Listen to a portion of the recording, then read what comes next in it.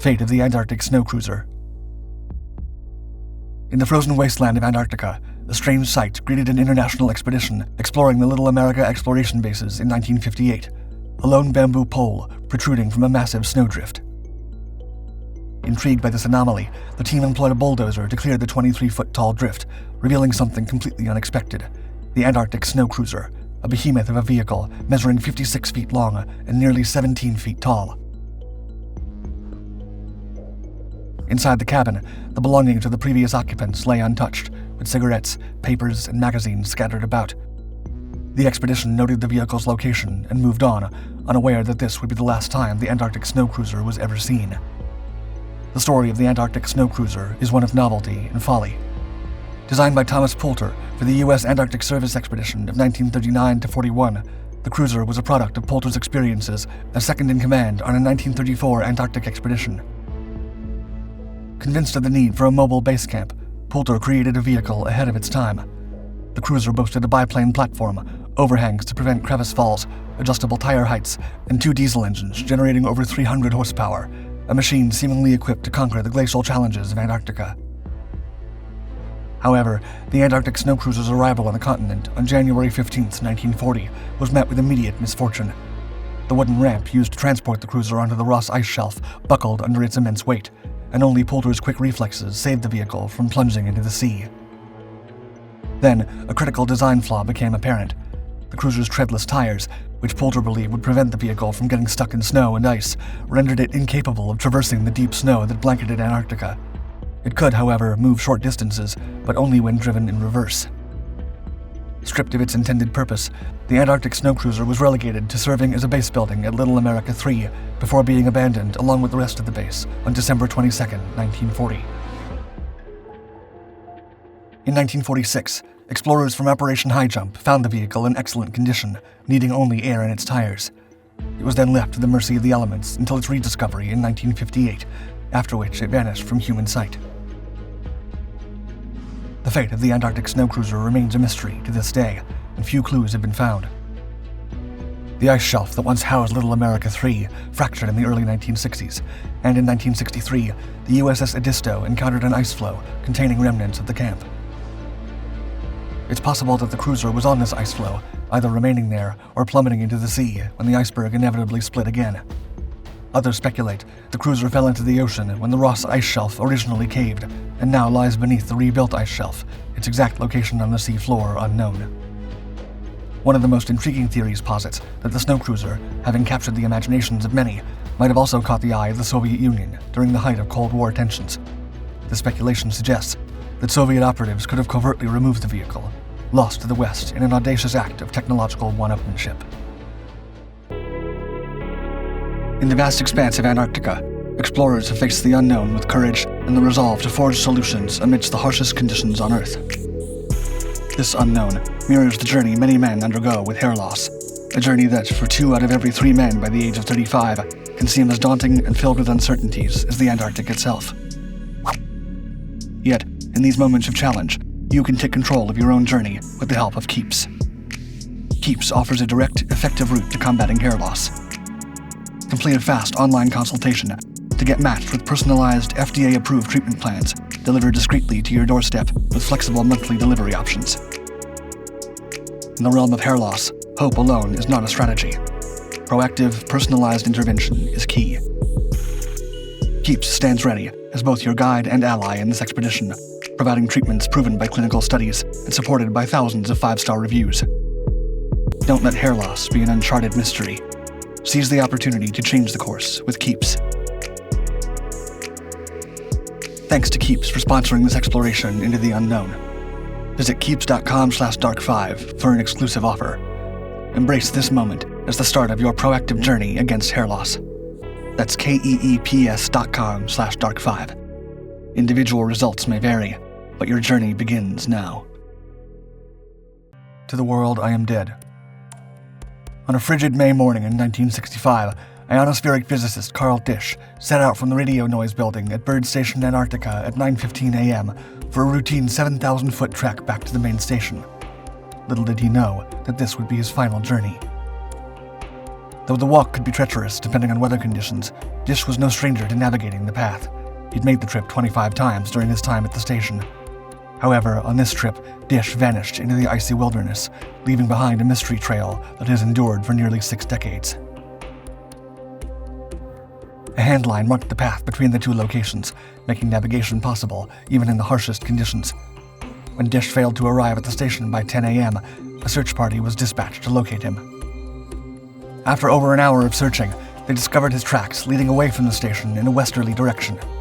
However, as the rescue party's vehicles ran low on fuel, they were forced to return to the station, and by the time they resumed their search, strong winds had erased any trace of Dish's tracks. As the sun set on that fateful day, the entire station mobilized in a desperate attempt to find their missing colleague. As temperatures dropped as low as minus 79 degrees Fahrenheit, a human chain was formed, scouring the frozen landscape for any sign of Dish. Flares were fired into the sky, and floodlights illuminated the main buildings, all to no avail. After a week of fruitlessly searching an area of over 35 square miles, Carl Dish was officially presumed dead on May 14th. Still, the internet is rife with alternate theories about what happened to Dish. Fueled in part by reports of strange lights in the sky on the night of his disappearance, some believe that a UFO may have abducted Dish. Another popular theory claims that a radio message from Dish was received by McMurdo Station in 1971 via the specialized AA2 weather circuit.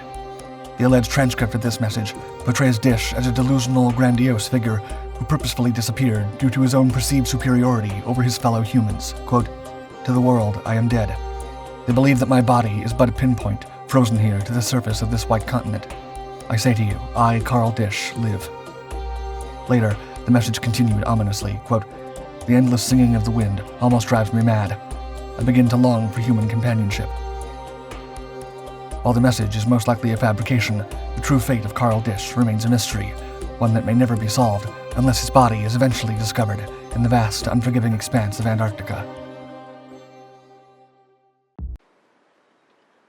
New Berchtesgaden. In the aftermath of World War II, as the world grappled with the fallout of the devastating conflict, a peculiar scene unfolded at the Mar del Plata naval base near Buenos Aires, Argentina. 2 months after Germany's surrender, U-boat U-530, a German submarine, docked at the base, igniting a firestorm of rumors among the city's residents. The arrival of another U-boat, U-977, a month later on August 17th, only served to intensify the speculation. One theory in particular began to gain traction. Many believed that Adolf Hitler, Eva Braun, and other high-ranking Nazis had previously been aboard the submarines, which had allegedly delivered their passengers to a secret Nazi base in one of the world's most inhospitable environments, Antarctica. This theory gained further momentum in 1947 when Ladislas Szabo, a Hungarian exile who had previously fueled the Hitler-related rumors, published a book titled Hitler is Alive. In his work, Szabo claimed that the Nazi regime had established a highly advanced military base called New Berchtesgaden in Antarctica back in 1939, complete with cutting-edge technology and housing the remnants of the Nazi Party. As evidence of the story's truth, theorists pointed to a United States mission to Antarctica between 1946 and 47 called Operation High Jump, which saw 4,700 soldiers deployed to the frozen continent. Rumors swirled that this was a military offensive against the alleged Nazi base. The legend reached a crescendo when nuclear blasts from Operation Argus were observed illuminating the skies above Antarctica in 1958. Proponents of the secret base theory argued that the Nazi weaponry was so formidable that the US had resorted to nuclear warfare to destroy New Berchtesgaden. Despite the sensational nature of these claims, they were largely unsubstantiated. By the end of the Cold War, the legend of New Berchtesgaden had largely faded from public memory. However, the question lingers. Did the Nazis ever establish a presence in Antarctica? It is officially known that in December 1938, the Nazi catapult ship MS Schwabenland arrived in the waters, a region of Antarctica nominally under Norwegian jurisdiction. Led by Captain Alfred Richer, the expedition aimed to expel Germany's whaling industries and secure a foothold in the Antarctic for strategic purposes. The expedition dropped navigation flags and photographed roughly 600,000 square kilometers of territory, unofficially dubbed Neuschwabenland, after the ship that transported them. Although future trips were planned, the outbreak of World War II put an end to further Nazi expeditions in Antarctica, and a base was never established. On the American side, Operation High Jump was an official mission involving thousands of soldiers. However, its purpose was not to launch an assault on a secret Nazi base. Instead, the men were sent to Antarctica to train in Arctic warfare, preparing for potential armed conflict with the Soviet Union, America's new adversary in the post-war era. Despite extensive exploration and research in Antarctica since then, no concrete evidence of a Nazi base has ever been uncovered. The inhospitable conditions and logistical challenges of mounting such an operation in one of the planet's most remote and unforgiving environments make the likelihood of its existence slim. And yet, the legend persists. Gravitational Anomaly. Lurking beneath Antarctica's ice lies a massive scientific mystery that has captivated researchers since 2006. That year, NASA's GRACE satellites discovered a gravitational anomaly in Wilkesland, an area in East Antarctica. This anomaly indicated a huge mass hidden under the ice, sparking intense scientific interest. Further investigation revealed that this mass is likely the result of a massive impact crater buried under thousands of feet of ice. The size of this crater is astonishing, ranging from 151 to 300 miles in diameter and at least 2,782 feet deep. To put this into perspective, the Wilkesland crater impactor is believed to be 4 to 5 times larger than the asteroid responsible for the Chicxulub crater, which scientists believe triggered the Cretaceous-era extinction event. The sheer thickness of the ice covering the anomaly makes it impossible to determine its true nature accurately. However, if it is indeed an impact crater, the object that created it may have been responsible for the Permian-Triassic extinction event, the deadliest known extinction in Earth's history. The lack of concrete evidence surrounding the gravity anomaly has given rise to many competing theories, each more sensational than the last.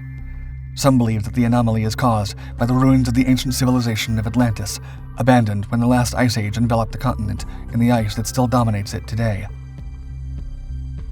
Opponents of this theory often link the gravity anomaly with the pyramid-shaped mountains protruding from Antarctica's icy surface, claiming that ancient peoples built these peaks. Other theories take it a step further, arguing that the anomaly is caused by alien technology, possibly the wreckage of a massive UFO that crash-landed millennia ago. This claim often intersects with both the Atlantis theory and the notion of a secret Nazi base hidden in Antarctica. While these theories may capture the imagination, they lack any substantial proof. However, the inaccessibility of the anomaly's core means that the true explanation of its existence remains a matter of speculation. The mysterious death of Rodney Marx. Dr. Rodney Marx, a 32-year-old scientist, was working at the Antarctic Submillimeter Telescope and Remote Observatory at the Amundsen-Scott South Pole Station in the spring of 2000 when a mysterious tragedy struck. On May 11th, as he walked between the observatory and the base, Marx began to feel ill. Over the next 36 hours, his condition rapidly deteriorated, and he visited the station's medical center 3 times, seeking relief from his worsening symptoms, which included nausea, stomach pain, and fever. Despite the station doctor's attempts to seek advice via satellite phone, Marx succumbed to his illness on May 12th. The retrieval of Marx's body was delayed until October due to the extreme conditions. Upon its arrival in Christchurch, New Zealand, a post-mortem examination was conducted. The cause of death was determined to be methanol poisoning, a finding that raised more questions than answers. Typically, a death by poisoning would prompt an immediate investigation to determine whether it was the result of suicide or an accident. However, the issue of jurisdiction quickly became a stumbling block. Although Marx had died on an American base, the facility was built on New Zealand territory. While New Zealand typically defers to U.S. law when dealing with American citizens, Marx was an Australian national.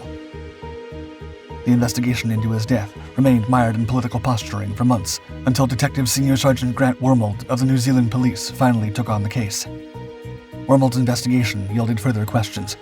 There was no evidence to suggest that Marx would take his own life, and the coroner in Christchurch was convinced that the lethal dose of methanol could not have been ingested accidentally, even if mistaken for alcohol. According to Wormold, the National Science Foundation and Raytheon, Marx's employers, were surprisingly uncooperative throughout the investigation. Despite the detective's strong suspicions of intentional poisoning, he was unable to gather sufficient evidence to charge any of the other members of the Amundsen-Scott Station with murder. The truth behind Marx's death remains a mystery. Which mystery of Antarctica will we eventually solve? Let me know in the comments. As always, thank you for watching Dark 5. Like and subscribe to continue exploring the greatest mysteries of this world and beyond.